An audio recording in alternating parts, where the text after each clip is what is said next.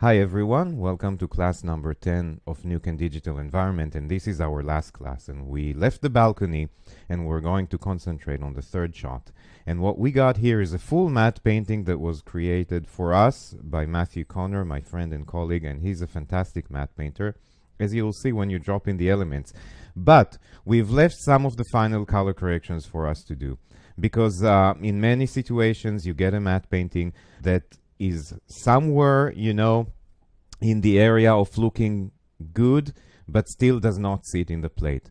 And some plates specifically, like this one, are very, very hard for integration. So we looked at this one briefly at the beginning of the class, and we talked about the fact that everything is very strongly backlit from right over there.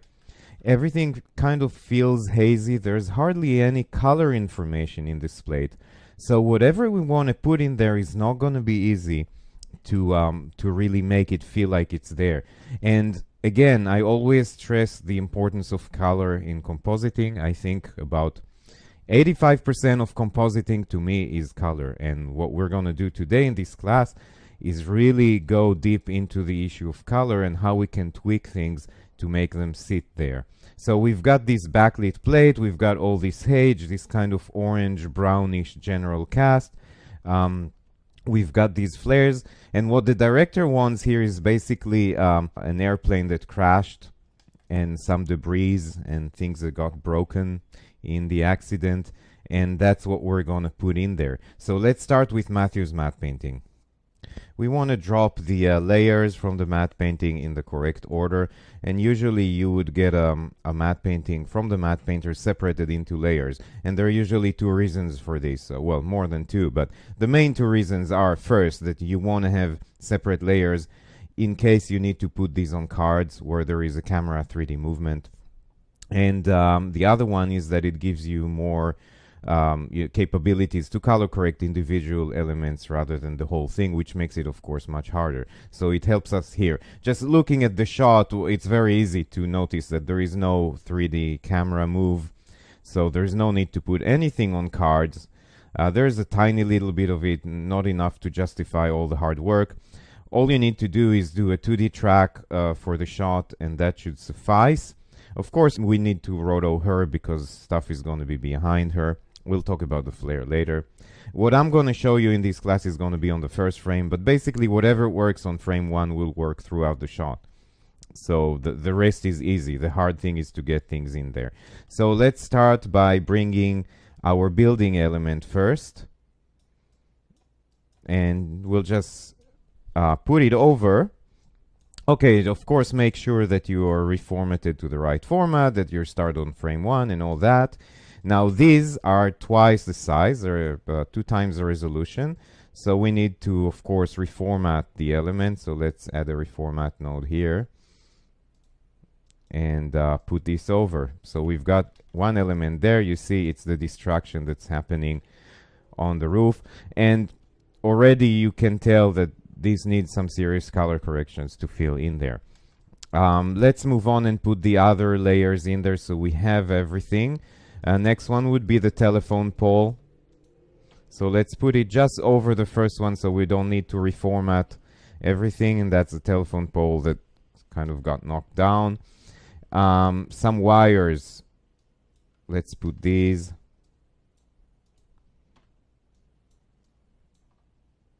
Okay. Now the airplane itself. Let's find the element. Here it is.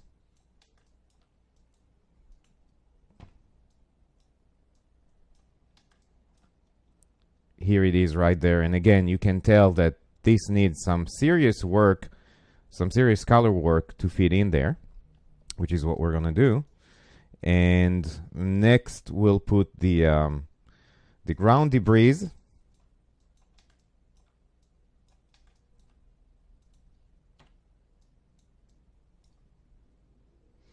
And we're going to put the ground shadow.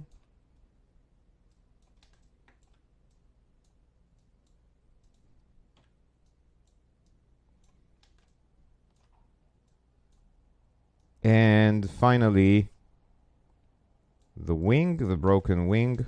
Let's find it.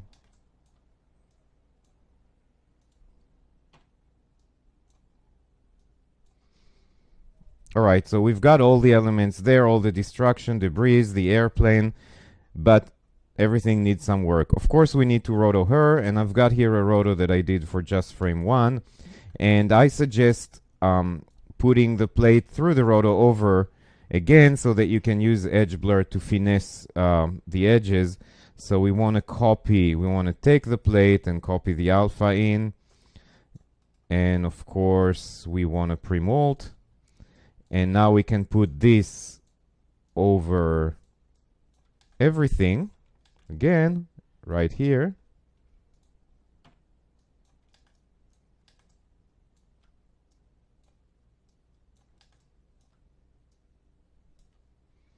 And edges are indeed a bit sharp, so we can easily add an edge blur.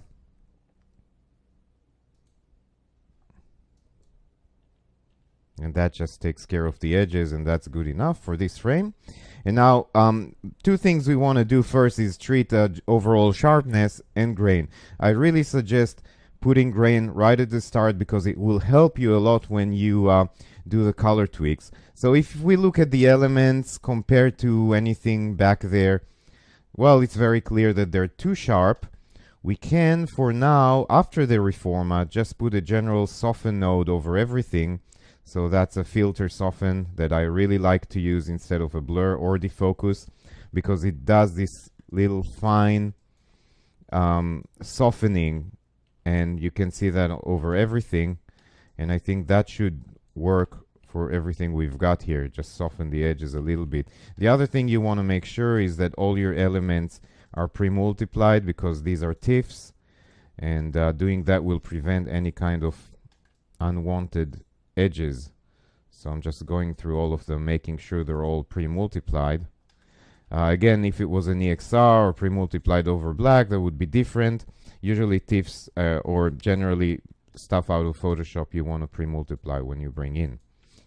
It's not a hard rule, but usually that's how it works. So we've got that, we've got a bit of softening, and the next thing we want to do is add some grain.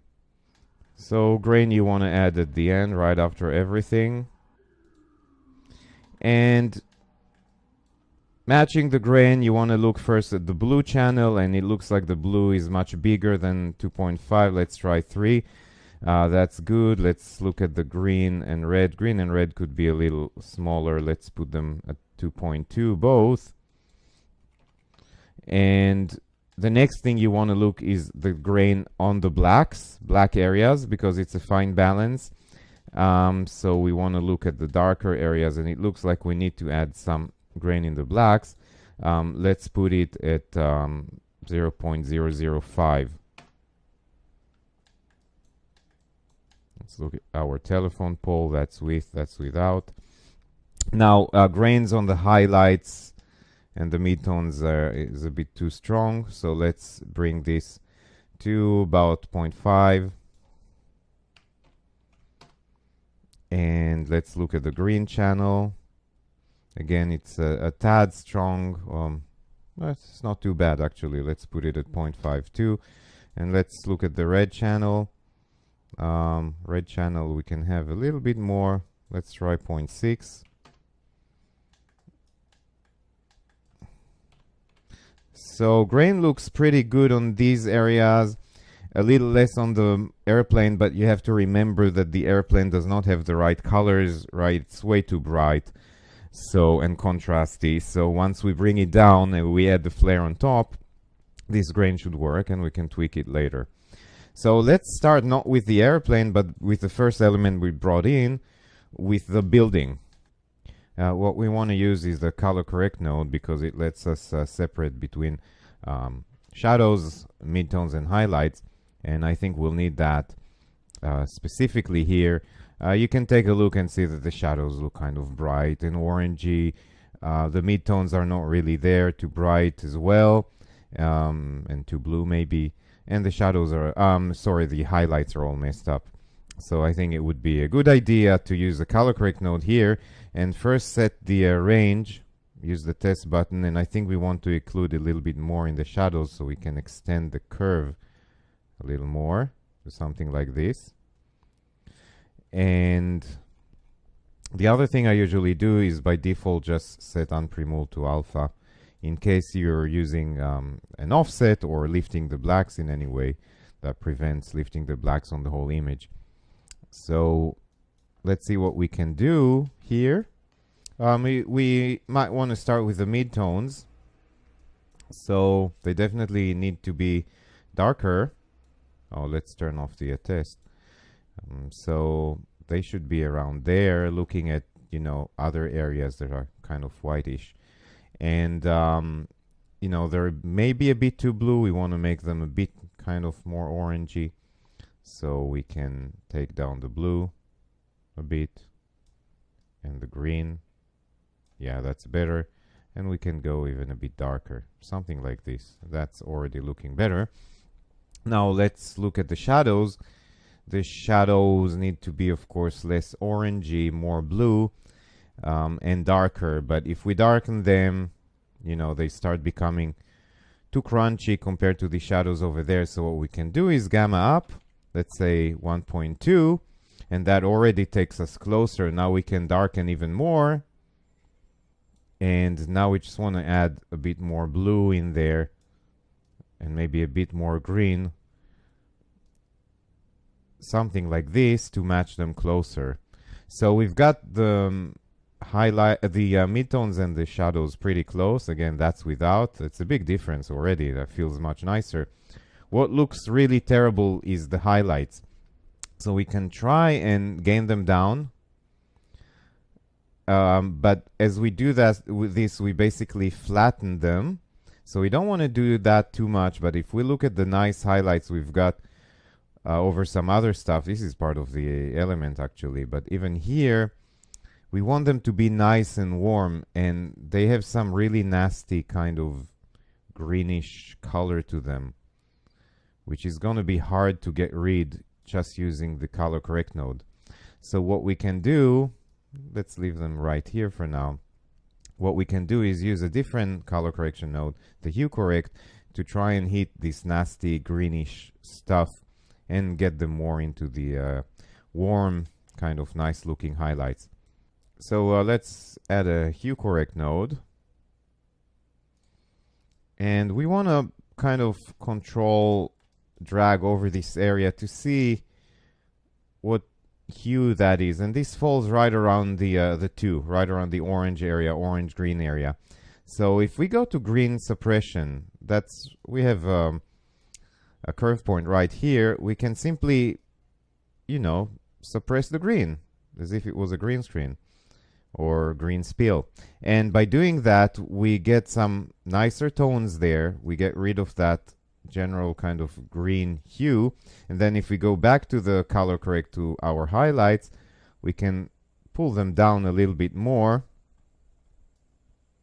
Something like this, so that they're not that bright. And then we don't need to do a lot more. We can make them a bit more red maybe. And just reduce a bit more, and that already puts them in a nicer place. So this hue correct node really helped us, you know, get rid of that greenish stuff in there. And this is sitting much better now. I think a little bit more blue on the shadows now. A little less green.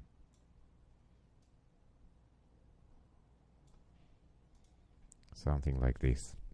Okay, let's move on to the next big piece. We'll leave all this stuff for later, the wires and the telephone pole, because these are easier. I want to concentrate on the big piece here, which is the centerpiece of the matte painting. So let's add a color correct node to the airplane. And it's a good idea to look at it and kind of come up with a strategy. What exactly do we want to do? And why is it not sitting in there? My feeling is that it's, first of all, too bright, feels too blue. The contrast is way too high. Again, if we look at the plate around us, we hardly see anything. It's kind of an orangey silhouette. Plus, we have this flare that we'll have to treat later on. But just as a general kind of color, we should probably start by reducing the contrast Let's put that to 0.7. And that already flattens a lot of the plane, which it will help us. Of course, it's too bright. Let's put the gain to 0.77. And these are just general procedures to start getting it there. And that's already better. Let's look at the separation of shadows. And I think that already works well the way it is by default. Midtones here, highlights at the rims, and shadows over here. So the shadows, again, we want to gain down and probably gamma up too, because if we just gain them down, everything becomes really, really crunchy.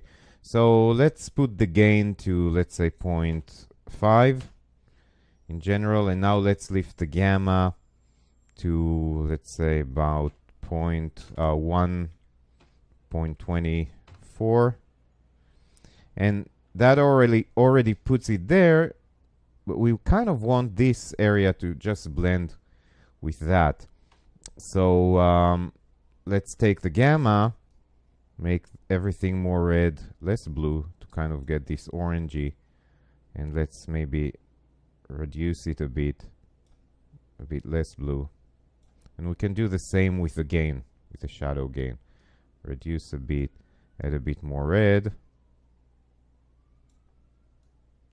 a bit less blue, and that already puts the airplane in a better place. In this case, it looks like if we don't use pre-mold, it blends better. So let's keep it that way. Okay, shadows are pretty much there. Midtones, again, midtones I think are too bright. We want to gain it down. Let's see by how much. Yeah, we want to go quite a lot down there. Something like this, much darker. Again, let's take out some of the blue there and make the whole plane feel more like this kind of brownish, hue that we've got, or hue cast that we've got over everything. So yes, we're losing color differences and we're kind of flattening the color range, but really we have to work with the color range in the plate. If we don't do that and there are colors that totally pop up, that will be against us. And this is pretty close because we have some of these blues and greens over there. Maybe pull a bit more blue out. Just add a bit more green, something like this. And this is feeling pretty nice. Now the shadows are kind of whitish and we probably want to make them, the highlights are kind of whitish and we want to make them more warmer. So let's try and do this. We can make it more red, take out blue, and now we get, highlights that are a bit warmer. So that's before, totally out, and that's after. So we've made some progress. Now it still feels that there are very deep blacks there that might be a bit too dark. What we can do is add another color correct node, and this time we want to hit in the shadows really just the very deep blacks, something like this. And we want to unpremold by alpha because we want to offset everything. Let's turn off the test. And what we can try in the shadows is add a little bit of offset. Let's see how much. Well, that's way too much. So we want to keep it very, very small. Let's try, 0.001.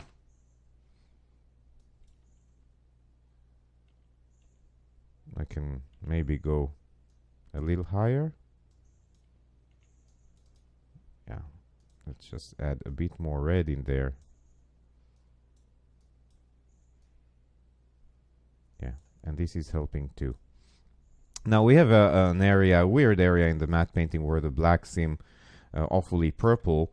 And this is not something you can do for the entire plane, but what you can do is just put a little roto, and we want to look at the plane before it's being reformatted, and you want to draw a soft roto around this area, kind of like this, and blur it a little bit. And just make sure the roto is not set to format, because this is pre-reformatting here. And if we look at the whole thing, we can take this area. Well, probably we only want to hit the shadows, so we can put another color correct node here. And let's see, the shadows, that's perfect. And here we might want to just take out blue from just that area.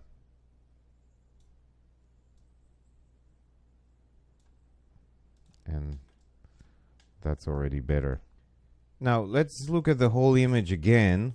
We haven't treated the debris and the stuff in this area, but these are easier color corrections. There's one thing about this plane that still kind of bothers me. It's the way that this is nice, and we're gonna add back the flare on top, so that will blend very nicely. But that area just feels like we're seeing too much detail, too much contrast, too much highlight, where the background behind almost feels like a solid color. Almost. So we need to find a way to kind of have this blended more. And what I'm going to do here, because the background is so indistinct, you can hardly see any detail here, is do a cheap, dirty trick that I use when possible. And that is to just make it semi-transparent here. So we basically see the background behind it. It works as long as you don't have any kind of distinct movement or changes or colors in the background that will come through and will reveal the fact that it's, well, transparent. So what we want to do, and again, let's look at our airplane, is to kind of do one big roto for this whole area. And we want to blur this, let's say, quite a lot by 300. And we want to add a grade node here. Again, let's turn off format for the roto and connect this to the mask. And let's go back and look at everything. And we want to set this one to all, because we want to include the alpha in the grade. And we're just gaining down. And basically at this point, we're making it semi-transparent. Now the result really helps us blend this airplane in. Look at this, feels way too much there, and now almost feels like it's sitting nicely in that area and getting back some of the rays. So let's put it maybe a little bit less, let's say 0.6. Well, could go, let's say 0.55. All right, and this is really helping us. So again, let's take a look at the airplane before and after all the stuff we did. This is before, out there, not sitting at all, and this is now sitting there much better. So here is a version that's a little bit more advanced. Everything we did, plus I did some color corrections on the other elements. So I just want to walk you through quickly through these. The telephone pole, just a little bit of, let's zoom in a little, you know, a little bit less saturation, making it a bit more red, less greenish, and reducing a bit all the highlights. What we have here is the airplane, everything we did. Then the wires, again, originally they were a bit too bright, just darkening down and also offsetting a little bit so that the blacks don't go too strong in there. Another color correction for the ground debris. Without, they feel a bit too bright, and again, it's a matter of reducing the brightness and offsetting a little bit and lifting the shadows a little bit to sit in there a bit better. And the shadow, just not putting it all the way as strong, just halfway. That's the shadow over here, just giving a hint of something. It helps the blending. Then the wing, again, it's mostly a matter of making it less bright, sitting there a bit more. And that can still use a little bit of work. For example, I feel this a bit too strong compared to what we've got here. This can be a little more saturated reddish orange, but it's getting there pretty close. So now let's talk about this flare, because the flare is really important in this shot. It's a key element in here, and it's very clear when you see how the tail of the airplane just doesn't fit there because the flare goes behind. So what do? You have several options, and let's look at the original plate. One is you can try and do an extraction of the flare. The problem with that is that we're seeing too much detail through it, especially through these and also here. So it's going to be hard to get a luma key of this and put it over without seeing some of these cars in there. So that's not really an option. Another option is to use one of the flare tools in Nuke or a plugin if you want to create something similar and use that to add over the airplane and the rest of the matte painting. I really like the way the flare is right now, so I would hate to create something else that kind of looks like it, but not exactly. And I think really it's, you know, it's a bunch of rays and some shapes moving around. It might be easiest to just roto this, use those colors as fillers, and put it over the matte painting element. And this is what I've done, and I'll show you what's going on here. Now, one thing you want to do, all this, of course, is either screening or plussing. You want to do it after your grain node. Otherwise, you risk pushing all the grain too bright and too grainy over here. And that will also actually help us because that area always felt a bit too grainy. So, the first thing I did was do kind of a general flaring. So just a circle with a blur. And sample that color. Here I have a constant. Put that in. And put that inside our matte painting, or the alpha of the matte painting. So I'm using another mask. This is masked to the roto. And then using another mask. And using all the alphas of our matte painting together. And when you turn that on, and I'm using a screen here, it already helps a lot with the plane, just putting some kind of back hazing or lifting. So that's the first thing. Now, for the actual flares, what I did is make a roto that basically follows those rays, and this roto can be animated to kind of follow them. Doesn't have to be totally accurate. Blurring it, using the same color that I sampled as a mask. Then, of course, this fades out, so what you want to do is put it into a gradient or circular gradient. So that's basically a circle with a blur on it that is used to mask this once again. That's without, that's with. And finally, we're masking this using the alpha of our matte painting. And don't forget to take that after you're softened. So it takes the softened edges into account. Because, again, we just want this over our matte painting, not over the entire plate. And now if I turn this on, here we go, we got these nice rays going over. And the last thing you want to do is you want to roto these octagons, each one separately. For each one of these, you want to go and sample the color, put that in. Here's our second one, again, sampled colors, add some blur to it. And put this into the alpha of our matte painting. And then, again, plus this over everything. And there you just get the exact flare that you should have had if it was shot for real over everything. And all you need to do is animate those rotos to follow the movement of the flare, and you'll get a super good looking realistic flare rather than something, you know, cheap and CG. So now that we've got something looking much better, let's just compare to what we started with. So this is what we started with. And this is where we're at right now. And you see how important this kind of color work is to get a final shot. So no matter how talented your matte painter is, it's very rare that you'll get something that you can just plop into the plate and everything will work. That kind of work, those little tiny little bits of, you know, looking at the shadow and looking at the highlight and doing all this work and setting the grain and looking at flares or changes in the atmosphere or the way the lens sees things. Those little things are really the things that that make you the ability to solve these issues will make you a great compositor. So yes, tracking and putting the stuff in there and keying and all that, all of this is very important. But the last 10% of a shot is really this, is sitting there and trying to see how you can finely tweak values of color to get it to look really nice. So this is the end of the class, and this is the end of the course. For me, it was an extremely fascinating experience. It was extremely challenging for me because I had to really go and do the shots actually for you and able to walk you through them and teach you.